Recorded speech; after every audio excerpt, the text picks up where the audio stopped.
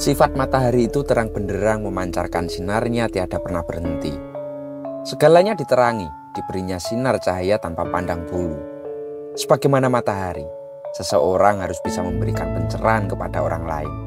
Berhati-hati dalam bertindak seperti jalannya matahari yang memang tidak tergesa-gesa, namun pasti dalam memberikan sinar cahayanya kepada semua makhluk tanpa terkecuali. Pusaka yang akan kami babar ini merupakan simbol luhur tentang cahaya kebermanfaatan bagi diri sendiri, keluarga, dan orang lain. Seperti apakah prejengannya? Panjenengan jangan kemana-mana. Dari Karanganyar Tentram, kami kabarkan.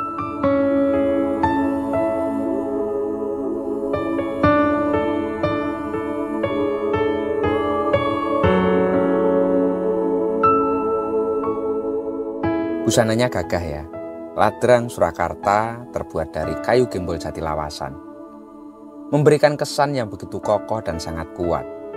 Menambah aura kewibawaan pada pusaka ini seolah mempertegas status dan keberanian bagi pemiliknya. Ia dipadukan dengan pendok bunton yang menyelubungi ladrang ini, memiliki motif lung-lungan, dibuat dari bahan kuningan yang cukup tebal. Betul-betul kombinasi antara kayu jati tua yang kokoh dengan pendok kuningan menciptakan harmoni yang tak hanya memancarkan kekuatan, namun juga keanggunan yang begitu luar biasa.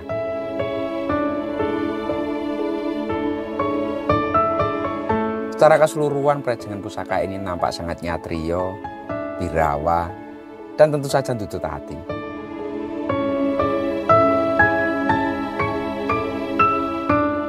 Mari kita buka untuk isinya. Pusaka Dapur Brojol, pamor Tejo Kinurung, tangguh Tuban Sepuh. Dan pusaka ini kami ucapkan dengan mahar Rp5.500.000. Jika berminat silahkan komen di bawah atau langsung japri kami.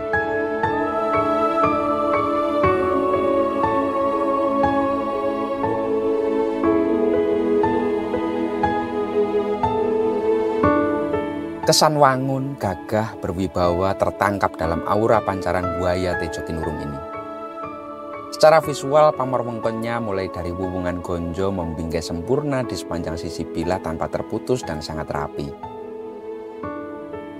Begitu juga sodo saklernya atau motif garis tengah masih terdefinisi jelas bertemu di ujung bilahnya.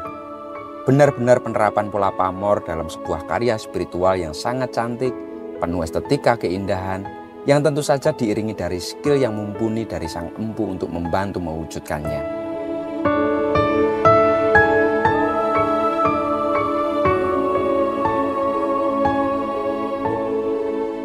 Kesan wingitnya begitu terlihat, apalagi secara fisiknya. Besi dan lipatan tempanya begitu sempurna. Apalagi ditambah dari tangkapan pendengaran ketika bilah ini disentil. Akan mengeluarkan bunyi istimewa yang sangat nyaring dan frekuensi tinggi secara cukup lama. Hal ini pertanda bahwa pusaka ini matang tempa dan lipatan besi yang sangat mumpuni. Sebuah mahakarya masa lalu yang layak dijadikan koleksi dalam usaha nguri-nguri budaya, juga bagi para penikmat esoteri yang mungkin lebih memahami untuk kekuasaan dan mempertahankan kekayaannya. Wallahu a'lam.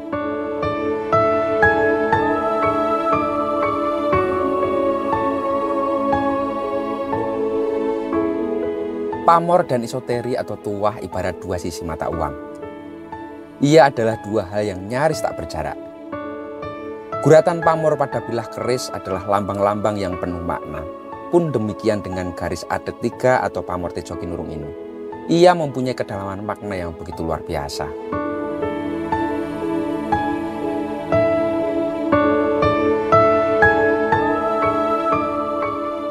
Garis pertama atau bagian kanan, ia menggambarkan sosok laki-laki yang bertanggung jawab kepada dirinya sendiri, istrinya, dan anak-anaknya, berkewajiban menafkahi dan membimbing jalan hidup dengan baik dan benar.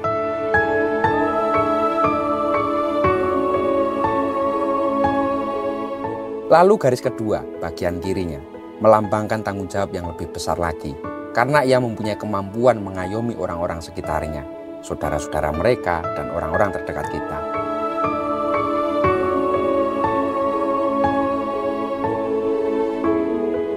Sedangkan garis ketiga atau bagian tengah adalah bagi mereka yang ditakdirkan menjadi para pembesar. Harus memang bisa mengayomi lebih banyak orang, masyarakat, dan bahkan negara.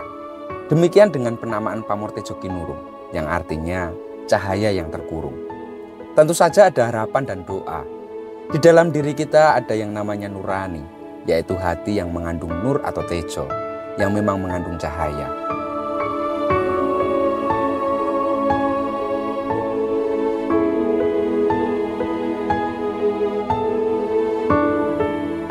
Cahaya ini berfilsafat dengan keberadaannya yang terang benderang, menjadi lambang kesadaran bahwa cahaya berjalan lurus menyibakkan kegelapan. Dalam limpahan cahaya, kita bisa memilih kebaikan, ketaatan, kesetiaan, kebenaran, keadilan, kejujuran, dan bahkan ketulusan hati. Cahaya yang terkurung ini berarti tak akan pernah padam, menyinari kegelapan, dan menjadi terang atau manfaat bagi banyak orang.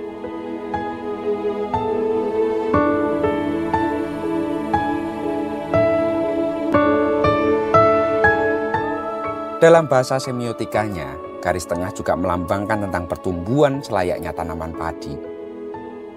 Filosofi padi itu semakin tinggi akan semakin merunduk, yang merupakan simbol sikap yang lemah manah dan andap asor di saat kejayaannya. Pamor ini juga mewakili doa sang embu agar sang pemilik menempuh jalan hidup yang lebih lurus serta memiliki keteguhan hati dalam kehidupannya.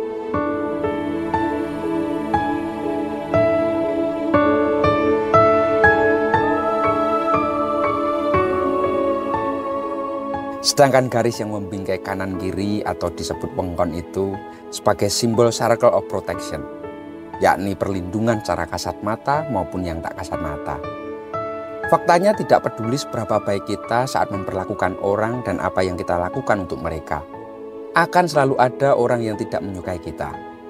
Memang pahit, tapi itulah kenyataannya. Tak perlu mengetahui banyak alasan mengapa ada kebencian muncul kepada diri kita yang dilakukan oleh orang lain.